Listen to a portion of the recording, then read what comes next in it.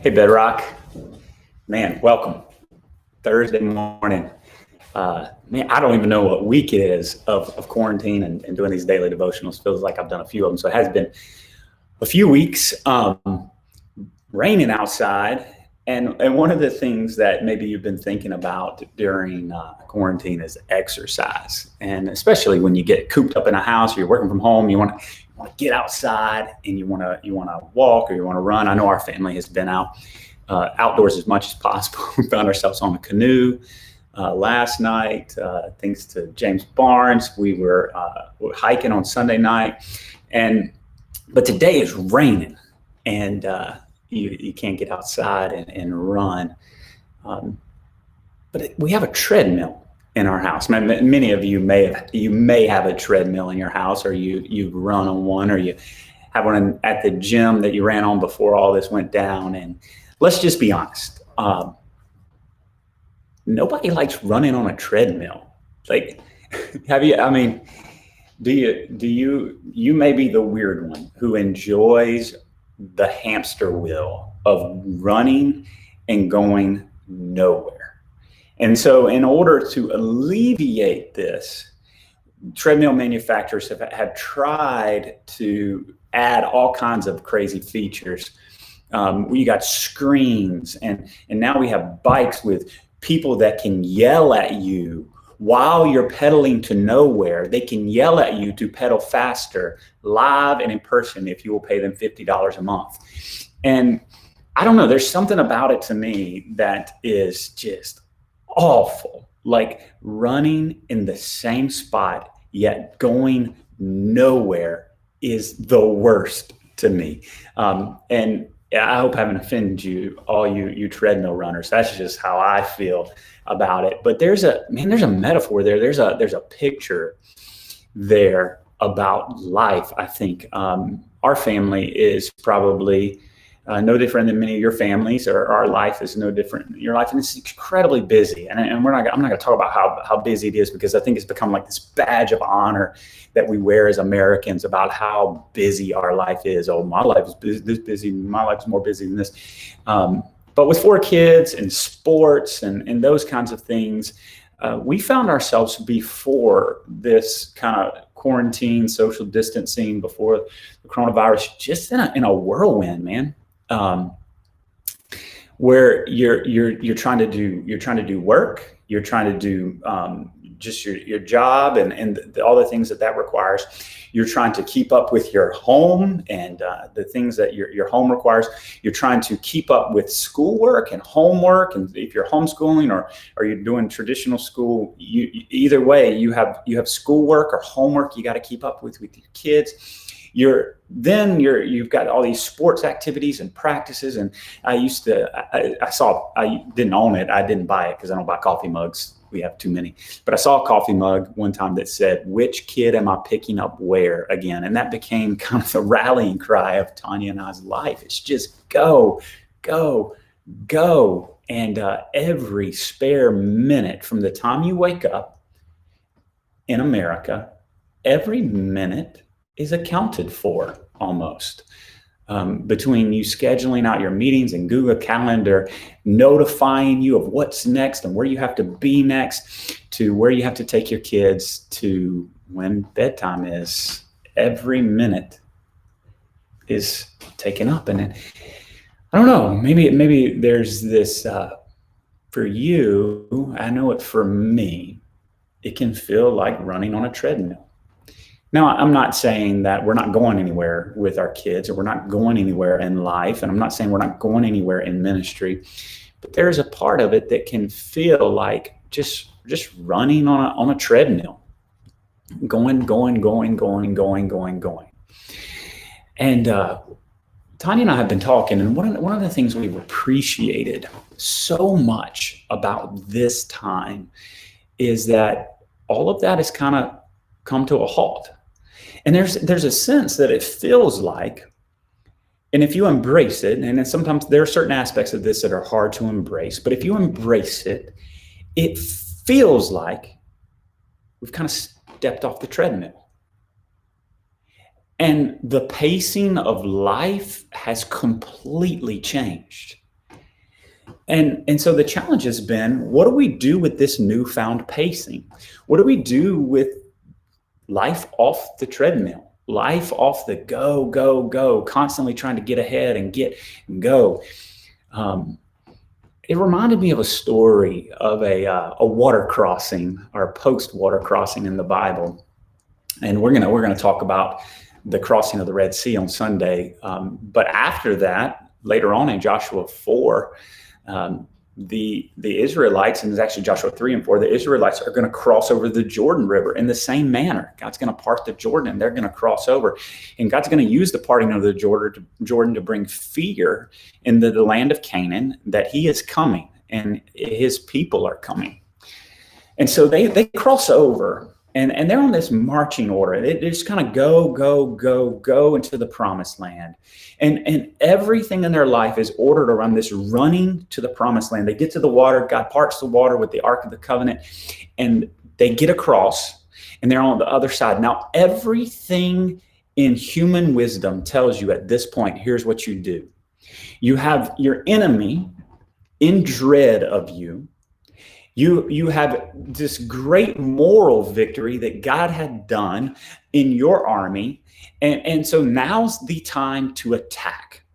You go and you march over the next city over into Jericho and you take it.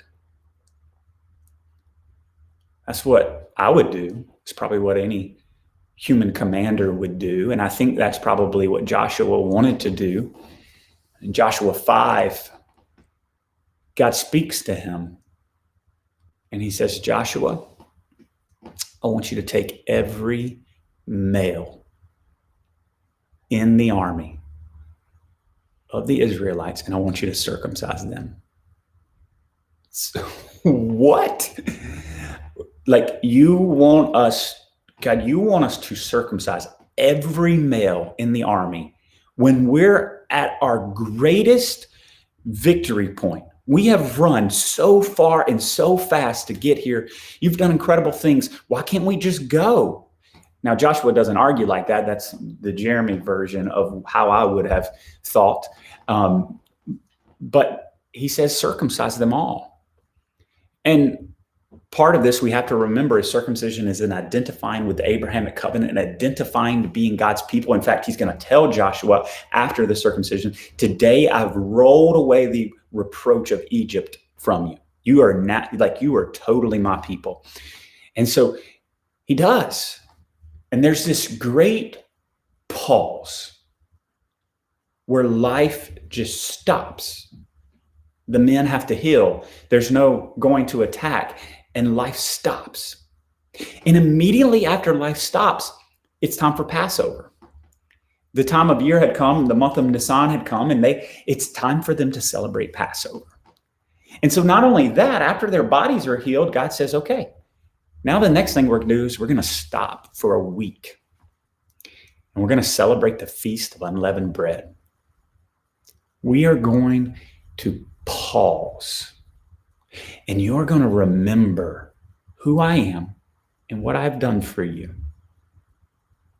So they do for a week. And you throw this in the timetable, it's probably 2 weeks now after the parting of the Jordan, in which they just have to sit. Now, they use this time valuably. And I think we can learn a lot about this in our season. You know, you can long for the treadmill, right? And the temptation is there to get back into some routine, to get back into some normalcy in which we run and we get back into the race. Like, just get me back into the race. I want to get back to my job. I had things I was doing, things we were accomplishing. I want to get back to my kids. They're going somewhere, and this whole thing is ruining their lives, and we want to move. We want to go, and that's just who we are as Americans. Just go, go, go, go, go. But what if you use this time valuably? What if God has figuratively thrown a stick in the spokes of the bicycle of your life and said, stop, just stop.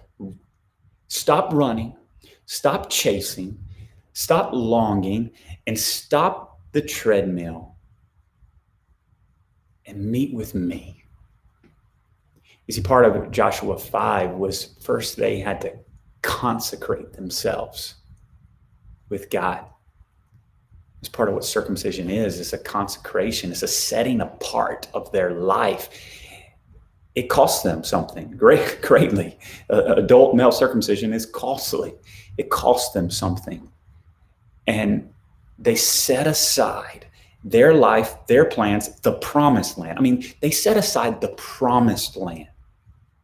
The very good gift of God, they set it aside to set themselves apart to be with him.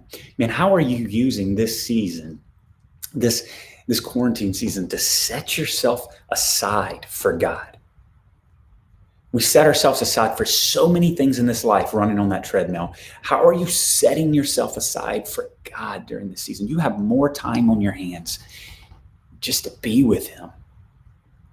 Not only that, they took a moment for that Passover. And what about for us? What if this time you have more time on your hands to remember, to celebrate with God, to commune with God, to have this relationship with God, maybe that you've always longed for, but you never thought you had the time for, to just be with him? You know, I think we've boiled down our walk with Jesus to maybe a devotional or a short time in the morning or the evening, or maybe even just a short prayer at night before we go to bed. And God is saying, hey, man, I have pulled back and given you more time to be with me. And the Israelites took 7 days to celebrate God, just to be with him, to utilize this time. A verse that became very impactful for me in my life, and in a season of just longing for tomorrow, and that was the process of church planting, was a verse out of James 4, where James says, "Come now, you who say today or tomorrow, we will go into such and such town and spend a year there and trade and make a profit. Yet you do not know what tomorrow will bring." What is your life? For you are a mist that appears for a little time and then it vanishes. Instead, you ought to say, if the Lord wills, we will live and we will do that. As it is, you boast in your arrogance. All such boasting is evil. So whoever knows the right thing to do and fails to do it, for him it is a sin. What James is saying is, I think it sums up the American spirit. Like, I'm going to tomorrow, I'm going to go in this city, I'm going to make this profit, I'm going to make something of my life, I'm going to go to this college, I'm going to become something, I'm going to go, get me on the treadmill as fast as I can, I need to go, I got places to go. And God says, whoa. You do not know your tomorrow, and you don't know what it will bring. Your life is a mist. It's a vapor. It appears and then it vanishes. Instead, you ought to say, it's the Lord's will. You know, in ascertaining and understanding if it's the Lord's will, it begins with today and time with him. So many of us start our days concerned about tomorrow. We can even parent that way. I'm concerned about who my kids will be. We can do our work that way. I'm concerned about what tomorrow will bring. We can do our life and family that way. I want to make sure I provide for tomorrow. So many of us are consumed with the treadmill of tomorrow. Get me there faster.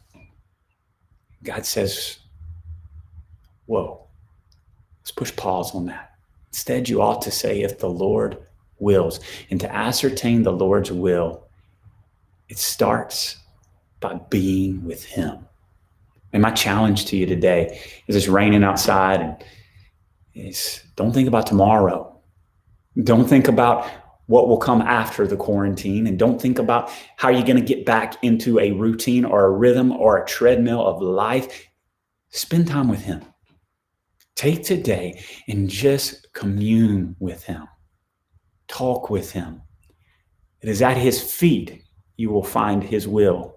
And it is in communion with him, you will find a relationship and an affirmation maybe that you're longing for in the search that this life has. That you're his child, and he loves you. He's got plans for you, but let him lead you there. And he's used in that leading a time to press pause, a time for you to consecrate yourself and seek his will. Let's take advantage of that as a church. Man, I love you guys. If we can do anything for you, we are here for you. Reach out to us at 434-233-3010. Have a blessed day.